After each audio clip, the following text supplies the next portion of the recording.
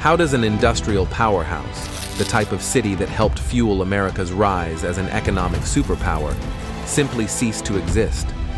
How do thriving neighborhoods, humming with the cadence of factory life, descend into poverty and blight virtually overnight? And how does a community so defined by its working-class pride and resilience escape the inescapable despair of total economic obliteration? This is the impossible reality. Allentown, Pennsylvania, was forced to confront head-on as deindustrialization's merciless march swept across the Rust Belt. Located in the picturesque Lehigh Valley of eastern Pennsylvania, Allentown was once a shining jewel of industry, innovation, and prosperity. This city rose from humble beginnings, forged by the vision and determination of its early settlers. In the mid-18th century, Allentown was a mere wilderness, untamed and sparsely populated. The area was home to the Lenape Native American tribe, who fished the waters and hunted the dense forests. But the land's rich resources and strategic location soon attracted the attention of visionaries like William Allen, a wealthy shipping merchant and former mayor of Philadelphia. In 1762, Allen laid out the plans for what would become Allentown, naming the settlement after himself.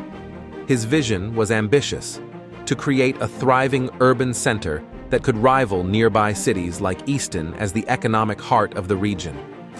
Allen hoped Allentown's prime location along the Lehigh River and proximity to Philadelphia would make it a major hub for commerce and trade. Despite Allen's grand ambitions, Allentown's early days were modest. The original town consisted of just 42 city blocks and 756 lots, with streets named after Allen's children and fellow pioneers.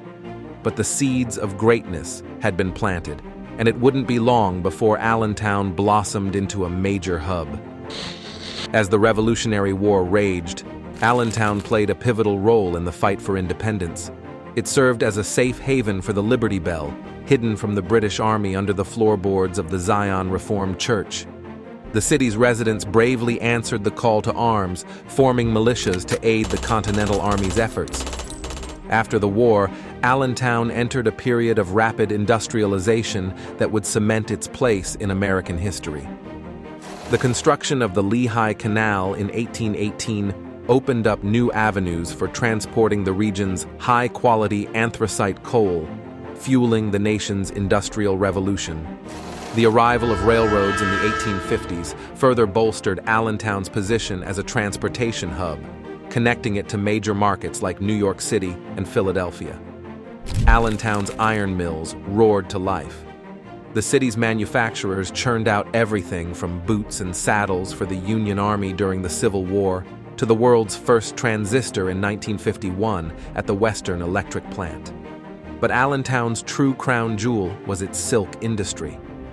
By the 1940s, over 10,000 skilled workers were employed in the city's 85 silk mills.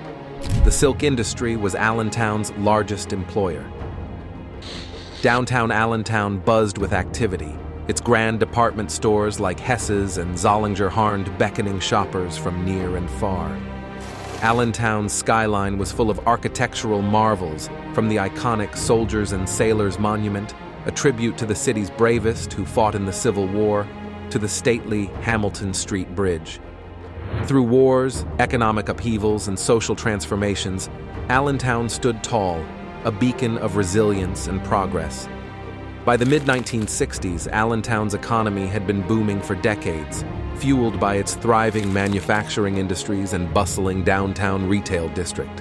However, the seeds of decline were being sown as the city's rising taxes and strict regulations prohibiting geographic expansion began driving residents, particularly those from the prosperous post-World War II baby boom generation, to seek greener pastures in Allentown's surrounding suburbs.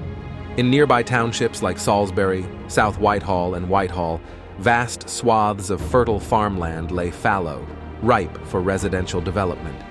These areas proved immensely alluring to Allentown's working-class families, who could build new, modern homes in peaceful, verdant communities. a stark contrast to the city's increasingly crowded neighborhoods. The newly constructed suburban enclaves offered a trifecta of temptations: lower tax burdens, an abundance of green spaces, and gleaming new schools unburdened by the pressures facing Allentown's strained educational system. As the 1960s gave way to the 1970s and 80s, this suburban exodus accelerated. Allentown's city coffers were drained of their lifeblood as the tax base contracted, leaving civic authorities scrambling to fund basic services and maintain crumbling infrastructure. The Allentown School District faced particularly dire straits, its finances crippled by dwindling enrollment and revenues.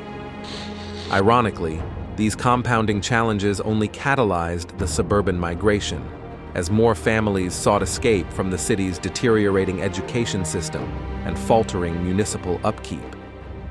In the wake of these middle and working-class evacuations, many of Allentown's once stately residential neighborhoods descended into blight. The sturdy row homes and charmingly modest abodes that had housed generations of factory workers and skilled tradespeople were increasingly abandoned to slumlords.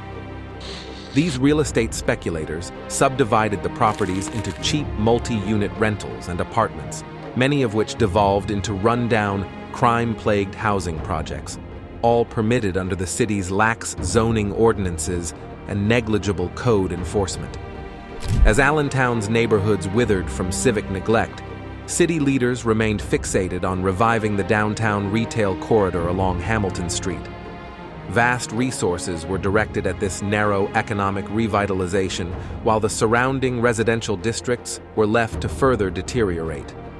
But this approach only accelerated the tide of suburban flight as more families fled Allentown's blight in pursuit of the booming new shopping plazas, restaurants, and lifestyle amenities sprouting up in the township's outside city limits. It was a vicious, self-perpetuating cycle. As more families abandoned the city limits, Allentown's finances drained further, forcing harsh and strict measures. But the true death knell for Allentown, the catalyst that transformed its decline from an urban problem into an apocalyptic freefall, was the deindustrialization that swept across the entire Rust Belt in the late 20th century. As the city's manufacturing base eroded, high-paying industrial jobs were replaced with lower-paying service sector jobs. Consequently, Allentown became widely recognized as one of the most prominent examples of a late 20th century Rust Belt city. Experts dissected the myriad factors fueling this fall of a once great city: short-sighted policies, civic inertia, and over-reliance on a handful of vulnerable industries. But for the residents watching their beloved city wither, the reasons mattered less than the wrenching personal consequences. The aftermath of Allentown's decline was a grim reality that touched every aspect of life in the once thriving city. The once bustling downtown district became a ghost town, its streets lined with boarded-up storefronts and abandoned buildings. The grand department stores that had once been the crown jewels of Hamilton Street, Hess's, Lay's, Zollinger's, were closed down. Even the iconic corporate center, a sleek glass and steel structure that had once been the flagship of Allentown's revitalized business district, fell victim to the city's decline. In 1993, a massive sinkhole opened up beneath the building, swallowing a portion of its foundation and rendering it structurally unsound. It was a haunting metaphor for the city itself, its once solid foundations eroded by economic forces beyond its control. But the true toll of Allentown's decline was felt most acutely in the neighborhoods that had once been the beating heart of this proud city. Crime rates soared as poverty and despair took hold, transforming once idyllic streets into urban battlegrounds. The statistics painted a bleak picture of Allentown's plight. The city's unemployment rate hovered around 10% in the late 2000s, well above the national average. Nearly a third of Allentown's children lived below the poverty line. The city's once proud school system, which had nurtured generations of young minds, struggled to provide a quality education, hampered by reducing resources and a revolving door of teachers seeking greener pastures. The city's leaders, too, recognized the urgent need for revitalization. In 2009, the Pennsylvania State Legislature approved the creation of the Neighborhood Improvement Zone, NIZ, an initiative designed to spur economic development and attract new investments to Allentown's beleaguered center city. The results of this effort were tangible. A sleek new arena, the PPL Center, rose from the Hamilton Street, attracting sports teams and concert tours that once would have bypassed Allentown entirely. New hotels and office buildings followed, breathing life into the city's core and offering a glimmer of hope that the tide may finally be turning. But for many residents, these efforts felt like a band-aid on a gaping wound. The scars of Allentown's decline ran too deep, the memories of its former glory too raw and painful to be erased by a handful of shiny new buildings. True healing would require a sustained, comprehensive effort to address the systemic issues that had brought this beloved city to its knees. The lack of economic diversity, the crumbling infrastructure, the dearth of educational opportunities. Share your thoughts on Flint's story in the comments below. Don't forget to subscribe to our channel and hit the bell icon to stay updated on our future releases as we continue to shed light on the different fallen cities of America.